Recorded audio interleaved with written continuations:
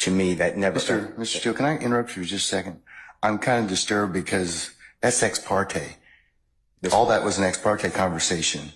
How did you find out about any of that? Well, I'm disturbed too. And the reason I'm asking you a question. How did you find out about it? I'm going to ask you the question. Okay.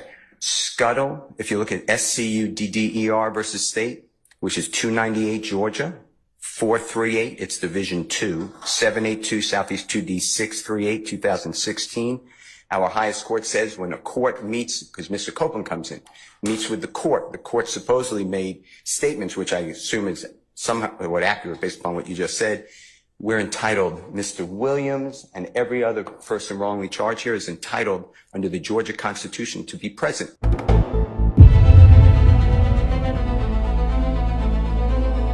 Well-known rapper Young Thug, whose real name is Jeffrey Williams, was indicted on May 9, 2022 in Fulton County, Georgia under the state's anti-racketeering law, with a re-indictment being filed on August 8, 2022. Prosecutors accused Mr. Williams of leading a criminal street gang known as YSL, or Young Slime Life, alleging that it was connected to his hip-hop record label Young Stoner Life, and brought charges including conspiracy and participation in criminal street gang activity, along with various gun and drug charges.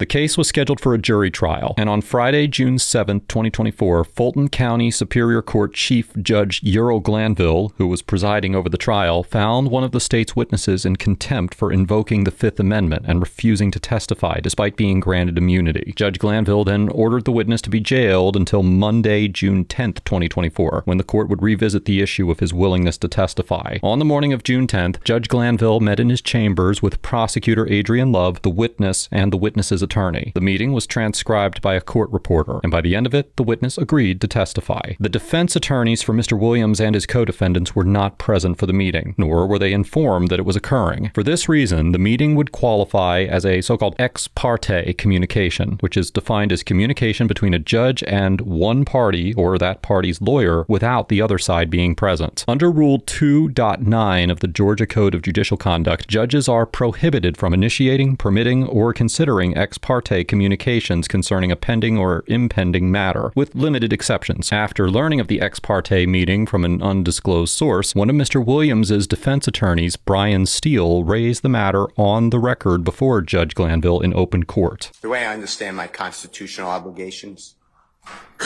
pursuant to the 6th and 14th Amendments of the United States Constitution, the corresponding sections of the Georgia Constitution, I'm required to make a full and complete statement to the court. For the record, and if God forbid this goes up on appeal for the appellate courts or another tribunal, commission, or administrative body, I was told based upon information and belief that when we arrived at 8:30, 9 o'clock today, we did not come into your courtroom until almost 11:30. And what I found out just recently, this is not waived, is that supposedly in chambers, this honorable court reporter at times, honorable court at times, district attorney or district attorneys from the DA's office, as well as investigators, sheriff deputies, Mr. Copeland and his counsel met together. None of the defense team, to my knowledge, was aware that this was going on. It was told, based upon information and belief, that it was told to the district attorneys that Mr. Copeland intended to plead the Fifth Amendment. Then I was told, based upon information and belief, that Adrian Love, the lawyer for Mr. Copeland, and this court were together, and Ms. Love made representations that John Melnick supposedly spoke with some attorneys for the accused and wrote an email to Ms. Love, to Adrian Love, stating that Mr. Melnick does not represent the witness, and that Mr. Melnick wrote an email saying F you, and then somehow that email was CC'd to me. That never... Mr. Steele, can I interrupt you for just a second? I'm kind of disturbed because that's ex parte. All that was an ex parte conversation. How did you find out about any of that? Well, I'm disturbed too, and the reason I'm asking you a question. How did you find out about it? I'm going to ask you the question. Okay. Scuttle, if you look at SCUDDER versus State, which is 298 Georgia, 438, it's Division 2, 782 Southeast 2D 638, 2016. Our highest court says when a court meets, because Mr. Copeland comes in, meets with the court supposedly made statements, which I assume is somewhat accurate based upon what you just said.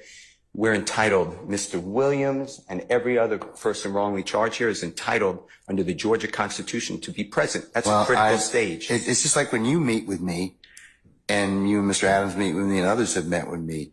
It's those are ex parte for a lot of different other reasons, but I will certainly note that for purposes of the record. Well, I'm going forward. What I was told was that Mr. Copeland said. And you haven't answered my question yet. I'm not going to answer that question. You're not? No, I will not answer that question. Why will you not answer that question? Because I want to make sure that what I say is accurate, and I'm not trying to get No. anybody else. I'm asking you, how did you get this information? I'm not telling the court. What I'm saying is based upon information. Okay, well, listen, if you don't tell me how you got this information, then you and I are going to have some problems. We can have I have problems right now. Okay, I know. Look, I don't want to know about your problems. Okay, at this point in time, all I'm asking you at this point in time is, how did you come upon this information? Look, if the case gets reviewed, the record's going to be available for our appellate court and for whatever reason. But it's disturbing that how somehow you have surreptitiously gotten information in regards to the court's private ex parte conversation with a party. I mean, a witness who was sworn in Friday. The court's telling. This is what I was told. If this is not true, not true. This court handed Mr. Copeland.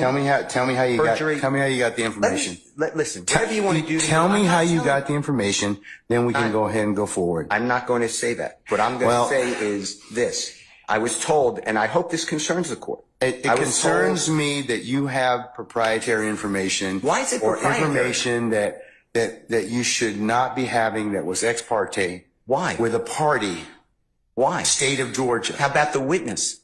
How about Mr. Copeland, who supposedly announced he's not testifying and he'll sit for 2 years, and then supposedly this honorable court, or excuse me, let me rephrase that. This court supposedly said, I can hold you until the end of this trial. Ms. Hilton supposedly said, actually, all of the defendants and then all 26 people are disposed of. If that's true, what this is coercion, witness intimidation, ex parte communications that we have a constitutional right to be present for. So I understand that you're upset towards me, but I don't know what I did. Mr. Steele, I still want to know, how did you come upon this information? Who told you? What I want to know is, why wasn't I there?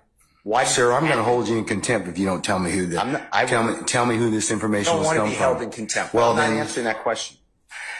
That's attorney-client privilege information. I am not attorney-client privilege. Unless you were in my chambers, that's the only way you can figure out. I tell you what, I'm going to give you 5 minutes. If you don't tell me if you don't tell me who it is, I'm going to put you in, I'm going to put you in contempt, because that is not attorney-client privilege. Attorney work product privilege. I am not. How did you get that information supposedly from my chambers? Did somebody tell you? I'm not. You should have told me. You got 5 minutes. Well, I don't need it. I want to continue. You got 5 minutes? This is what I was told. Mr. Copeland made statements. Judge Glanville asks Mr. Steele to tell him how he learned about the ex parte meeting, and Mr. Steele refuses to comply, citing attorney-client privilege. Judge Glanville then orders a 5-minute recess and informs Mr. Steele that if he does not provide the source of his information when they return, he will hold him in contempt. According to Rule 1.6 of the Georgia Rules of Professional Conduct, attorneys are required to maintain in confidence all information gained in the professional relationship with a client. The comments to this rule clarify that the requirement applies not only to matters communicated in confidence by the client, but also to all information gained in the professional relationship, whatever its source. However, Rule 1.6 does include a caveat that attorneys may disclose information as required by a court order. After the recess, Judge Glanville resumed the proceedings and called Mr. Steele to the podium. Okay, Mr. Steele, would you take the podium, please, sir?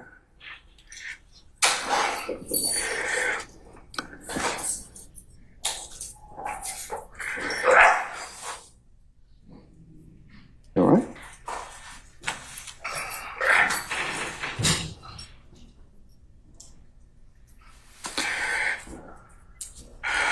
All right. Mr. Steele, before I recessed, I asked you, how did you get this information? And it is not covered by work product. There's only one way you could have gotten it. So I'm going to ask you again. And I respect that. And gives me no joy, but as you know, Georgia Rule of Professional Conduct, please check me. Rule 1.6, comment 5 reads, and this is what I have. 1.6. I know what the rule says, but here's the thing. Well, let me just. You need to please tell me who you got it from. I'm not asking you sum and substance of anything as of yet, okay? But I need you to tell me how you got the information. If you don't tell me how you got the information, I'm going to hold you in contempt. I understand. I don't want to be held in contempt. And I don't want to hold you in contempt, but this is so sacrosanct to have a conversation in my chambers parroted to you and others. It is that serious. Yeah. And that's why I raised it. It is that serious that we should have been there and it shouldn't have happened. Sir, that's a whole separate issue. And that's why ex parte conversations are recorded. Why would it be ex parte? You're acting like it's ex parte under seal. It's ex parte. It's ex parte because that's what the state asked me to do. It's just like when you asked me for an ex parte conversation. I've never asked this honorable court or any court to meet with me and a witness. Sir, you're straying off the issue. I'm not. The issue is how did you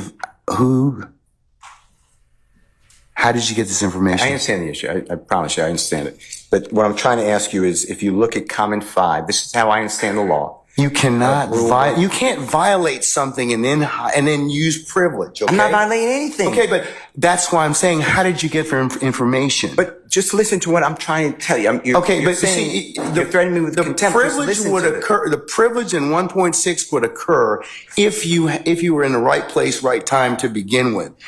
You weren't.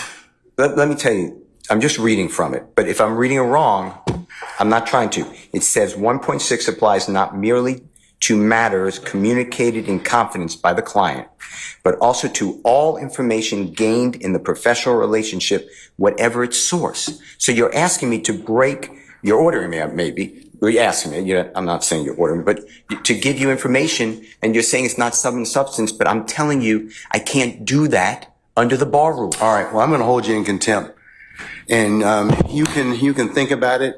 5 o'clock today, we'll see where you are at that stand on that point.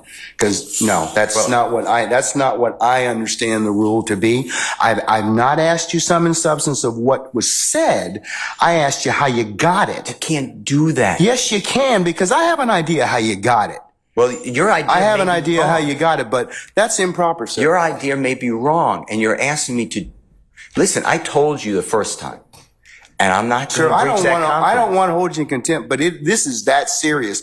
Judge, you cannot eavesdrop and get information that was not meant for you to hear at that particular point in time. Mr. Steele once again refuses to share how he learned of the ex parte meeting, and Judge Glanville holds him in contempt, giving him until 5 p.m. to divulge his source. In support of his position, Judge Glanville argued that he was not asking Mr. Steele to share confidential information, but rather that he was only asking him to explain how he obtained that information. Mr. Steele disagreed, taking the stance that even disclosing his source would be a violation of his ethical obligation under Rule 1.6 to keep all information gained in a relationship with a client confidential. Judge, listen, I'll do whatever you want to 5 o'clock or thereafter. But what I'm trying to tell you is, Your Honor, this is so serious to me. We need a hearing, and I'm moving for a mistrial. It is my understanding, based upon information belief, from whom? Part of it.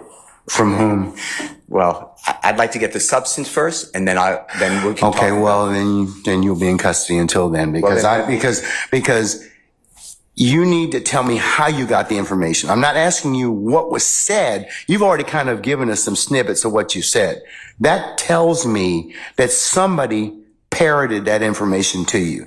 So, but you're assuming something because I told you already. Well, then, other than if you were sitting, unless you were sitting in there with a recorder, or Miss Love or Miss Hilton, or one of the deputies gave you that information, or Miss Weaver shot you a rough copy of the transcript, there's only one other person that's left.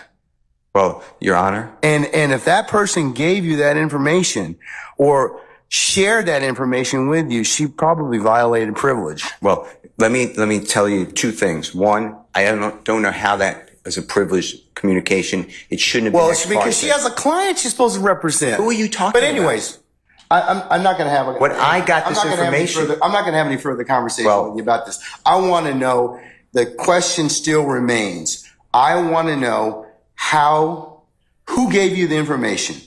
I'd like to know what information happened outside our presence. That's really it. He can go into custody at this point in time. I think that the court needs to again declare a mistrial based upon. Okay, and I'm going to deny your motion. I'm going to deny your motion. I understand that you spoke with a witness outside of our presence. And whenever, yes, I had an ex parte conversation, which is appropriate. And you influenced the witness based on information belief, and I'd like to have that all on the record. All right. I mean, I don't know why that's so hard to do. If nothing happened bad, that's fine.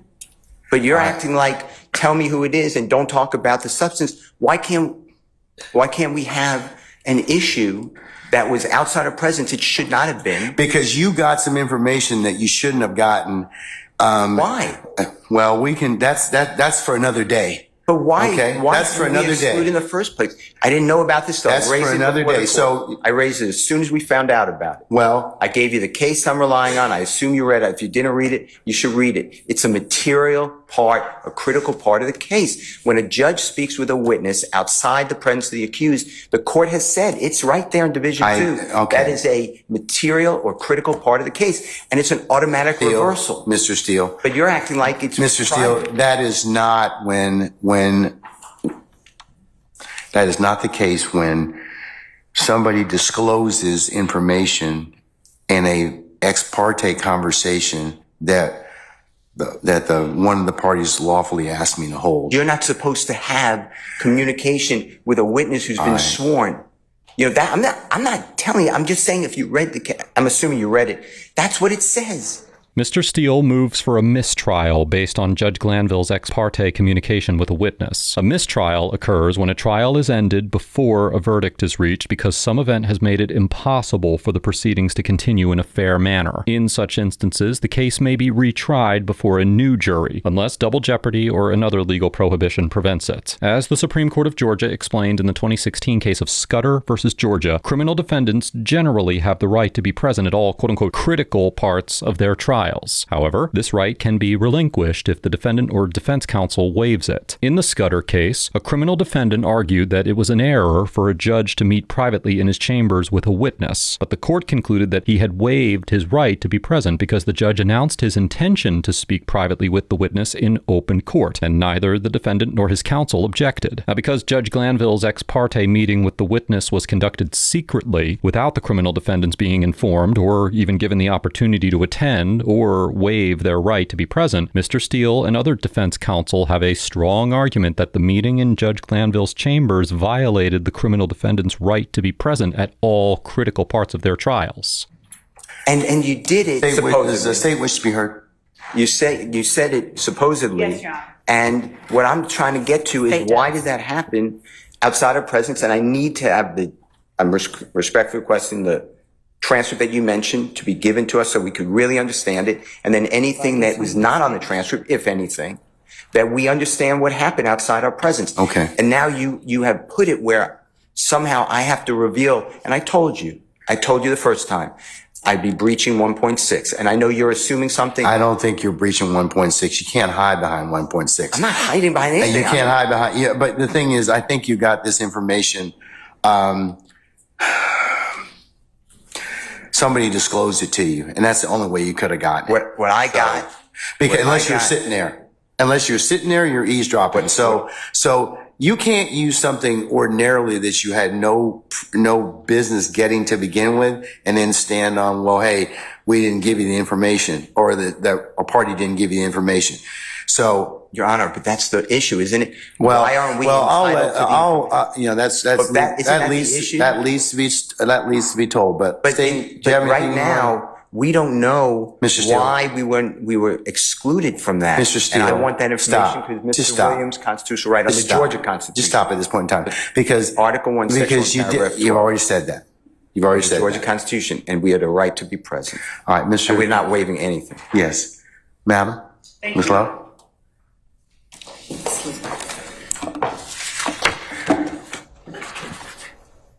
And Your Honor, excuse me.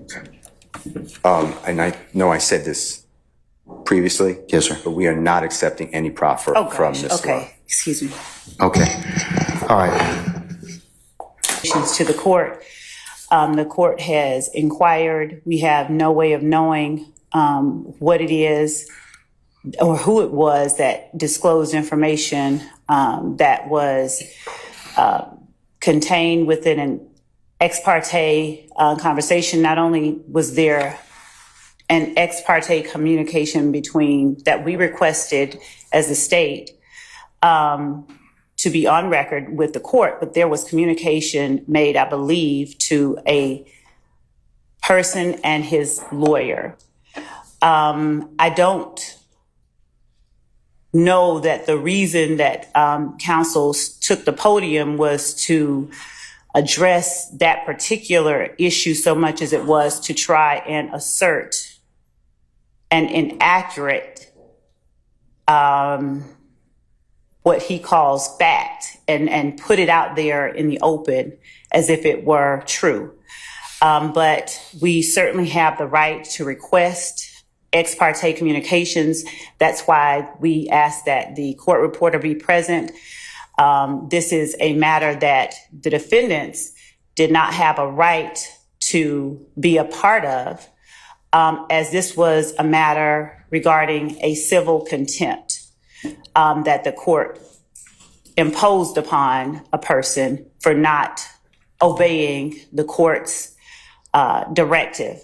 Ms. Love contends that the defense did not have a right to be present at the ex parte meeting because it involved the civil contempt order imposed on the witness. Civil contempt proceedings are technically separate from the underlying criminal trial. For this reason, it is arguable that Judge Glanville could address the contempt matter directly with the witness and his attorney without the criminal defendants or their counsel present, since their liberty was not at stake in that moment. However, even if the contempt order was technically a civil matter between the witness and the court, the ex parte meeting directly affected the criminal trial because it resulted in the witness agreeing to testify for the state. As we discussed earlier in this episode, judges are prohibited from engaging in ex parte communications on substantive issues in a pending case. Accordingly, there is substantial merit to the argument made by Mr. Steele that the defendant's rights had been violated during the ex parte meeting, even though it was technically a discussion regarding the civil contempt order against the witness. After denying multiple motions for mistrials from the other criminal defendants' attorneys, Judge Glanville returns his focus to Mr. Steele. Okay, Mr. Steele, last time, who told you? All right, Mr. Steele's in custody, and once he clears the area, we'll go ahead and get started. If by that point means that we'll get started and resume the trial, Your Honor. Yeah, we're going to continue. I'm not caught nothing. I'm not going to participate in the trial without the Steele and without You don't have that luxury at this point in time, sir. You don't. without the court addressing You don't have that luxury. You don't have that luxury at this point in time. You don't. without the court addressing the issue that we believe is germane to the Sir, you all are really getting yourselves cross purposes at this point in time. I don't believe so. Sir, I'm telling you, you are at this point in time. You made some things out of nothing. I think that you're on very precarious ground at this point in time. So I'm telling you at this point in time, he's in custody. We're going to go ahead and start. You can represent Mr. Williams. That's okay. That's fine. I'll take up the other stuff as needed, but I'm not going to take it up right now. Respectfully, I will not. Say again? Respectfully, I will not. I cannot. And Sir, technically, I you have to. feel as though I can properly represent Mr. Williams Well, until this issue is addressed. you're going to have to do the best you can at this point in time, because you don't get to extort the court. That's what you're attempting to do at this point in time. Sir, yes, you are. What you're trying to do is, I'm not going forward if I don't get this. You know, it doesn't work that way, Mr. Adams. And I'm telling you at this point in time, I would just kind of govern yourself accordingly. Sir, I'm telling you, as the court, under these particular circumstances, everything will come out as it should. I don't think, Doesn't address it. sir, I don't have enough information at this point in time to address it. I don't. But I'm telling you at this point in time, there is nothing that was given, said, whatever, this morning that, If there is any accuracy to some of the information that we are. But sir, I don't even know your co-counsel. Your co-counsel won't even tell me who said whatever. Okay. And the challenge I'm having in this particular circumstance is that is such a violation of the sacrosanctness of the court's chambers and an ex parte conversation. You're just glossing over that. You're glossing over that in its entirety. No. It's not, sir. Sir. Is not. That's not what happened. That's not what happened. That's not what happened. That's not what happened. I'm just telling you, that's not what happened. Judge, respectfully, we are not obligated to simply accept that there's been no violation. We believe that there has been, and the only. Okay, well then no, we're not doing that at this point in time. So you'll have a choice to make. All right, take Mr. Steele into custody, please. Mr. Williams does not wish to go forward without me being here. You are removing me against his will, my will. You're taking away his right to counsel. And you're conducting material parts of this trial without me present, and I can't learn about it by watching online. So for that reason, additionally, I ask for a mistrial. And I assume you deny, but I'd like you to deny our motions for mistrial. You denied the other people.